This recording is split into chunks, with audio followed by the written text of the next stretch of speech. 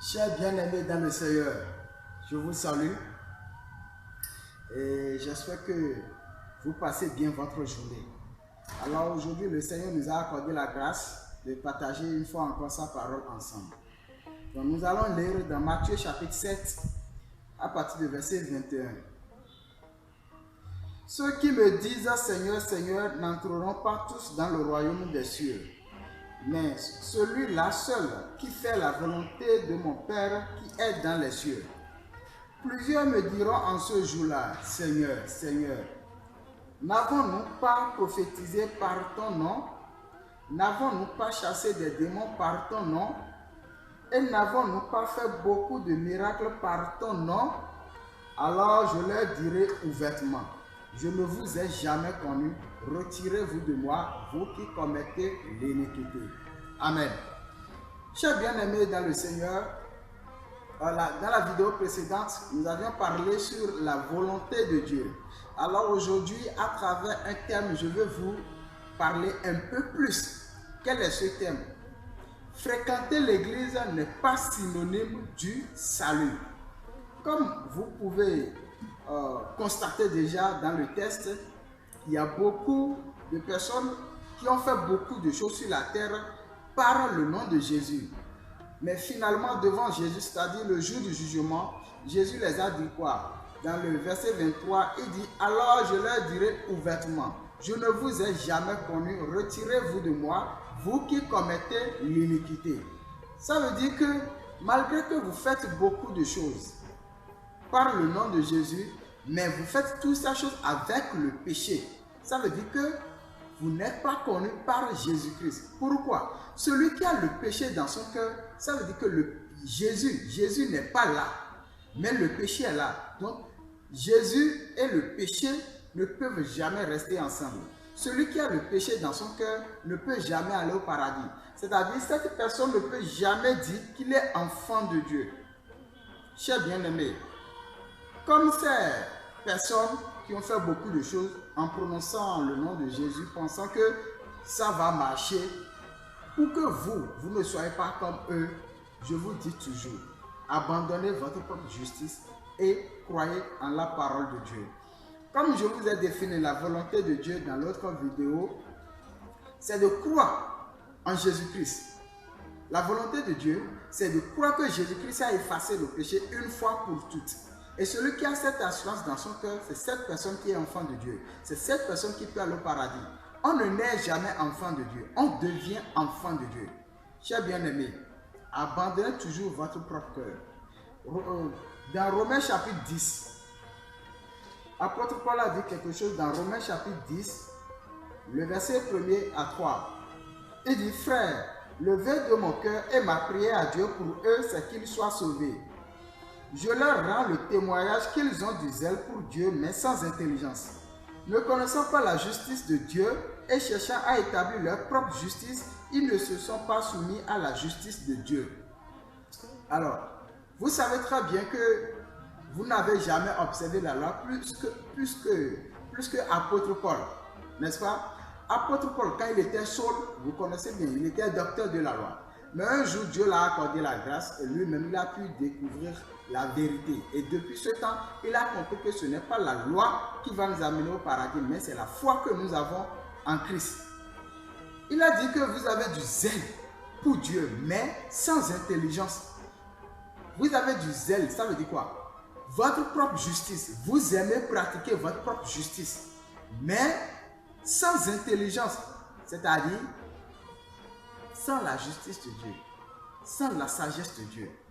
Mais avec votre propre sagesse, vous faites toutes choses. Chers bien-aimés, abandonnez toujours votre cœur. La loi n'est pas jamais la volonté de Dieu. La loi est là, certes, elle a son rôle à jouer sur la terre. Mais vous ne voulez pas connaître l'objectif de la loi. Donc, vous voulez juste s'attacher à la loi parce que c'est à travers Moïse que la loi est venue. Chers bien-aimés, ne soyez pas regrettés. Ne soyez pas surpris au jour du jugement. Dans Jean chapitre 1, Jean chapitre 1, le verset 17, la Bible dit, car la loi a été donnée par Moïse, la grâce et la vérité sont venues par Jésus-Christ. La loi a été donnée par Moïse, c'est vrai. C'est Dieu même qui a envoyé la loi à travers Moïse. Mais la grâce et la vérité sont venues par qui? Par Jésus-Christ. Ça veut dire que Moïse était sur la terre. La loi était sur la terre avant que Jésus-Christ est venu sur la terre avec la grâce et la vérité. Donc si la loi était une chose qui pouvait nous amener au paradis, je ne crois pas que Jésus-Christ va encore venir avec la grâce et la vérité. Jésus-Christ est venu avec la grâce, ça veut dire quoi? Nous les hommes, vous et moi, nous étions tous des pécheurs, n'est-ce pas? Donc nous avons besoin de la grâce de Dieu pour aller au paradis. Parce que celui qui est pécheur, lui, sa maison, c'est l'enfer. Ça là, il n'y a pas autre chose à dire. C'est l'enfer. Mais nous voulons aller au paradis. Donc pour aller au paradis, la Bible a dit maintenant que c'est par la grâce. C'est pourquoi Dieu a envoyé Jésus-Christ. Jésus-Christ a amené la grâce et la vérité. La vérité qui est quoi? La bonne nouvelle, l'évangile. Jésus a dit, vous connaîtrez la vérité et la vérité vous affranchira. Cette vérité, c'est l'évangile. Amen. Chers bien-aimés, nous n'avons pas besoin de faire quoi que ce soit. Vous comprenez un peu? Ceux qui s'efforcent même à faire quelque chose, c'est-à-dire à observer la loi pour aller au paradis, Dieu a dit dans Galates chapitre 5, le verset 4. Galates chapitre 5, le verset 4, il dit, vous êtes séparés de Christ, vous tous qui cherchez la justification dans la loi, vous êtes déchus de la grâce. Jésus-Christ a amené la grâce sur la terre pour que nous les hommes, à travers cette grâce, nous recevons la justice de Dieu pour aller au paradis. Mais ici, il y a d'autres qui se sont déjà séparés de cette grâce. Ils sont déjà déchus de cette grâce. Pourquoi? Parce qu'eux, ils veulent observer la justification par la loi.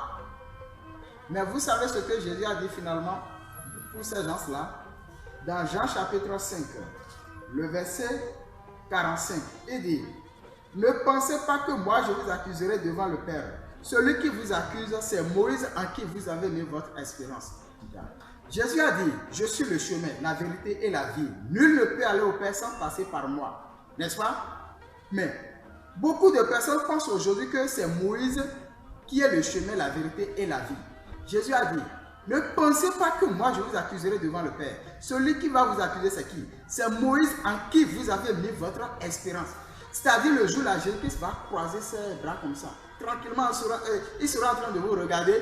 Et puis, Moïse même va commencer par vous accuser. Moïse va vous demander si vous n'avez jamais lu Hébreux chapitre 7, le verset 18 et 19. Il va vous demander si vous n'avez jamais lu Romains chapitre 3, verset 19 et 20. Il va vous demander beaucoup de choses pour pouvoir vous accuser. Alors, chers bien-aimés, pour que vous ne soyez pas comme ces personnes qui se sont planchées devant Jésus, et Jésus les a dit, je ne vous ai jamais connus. Pour que cela ne soit pas ainsi pour vous, chers bien-aimés, je vous exhorte par la grâce de Dieu, à travers la parole de Dieu, abandonnez votre cœur et acceptez la justice de Dieu par la grâce. Alors, pour finir, nous allons lire dans Éphésiens. Éphésiens chapitre 2, versets 8 et 9. Il dit, car c'est par la grâce que vous êtes sauvés, par le moyen de la foi. Et cela ne vient pas de vous, c'est le don de Dieu. Ce n'est pas par les œuvres afin que personne ne se glorifie. Si je dis que je suis juste aujourd'hui, c'est par la grâce de Dieu. Ce n'est pas que moi-même j'ai fait quelque chose. Non, c'est par la grâce de Dieu. Jésus-Christ m'a aidé. Et puis, la grâce de Dieu est accomplie dans ma vie. La justice de Dieu est accomplie dans ma vie. Alors, je ne peux même pas m'enorgueillir.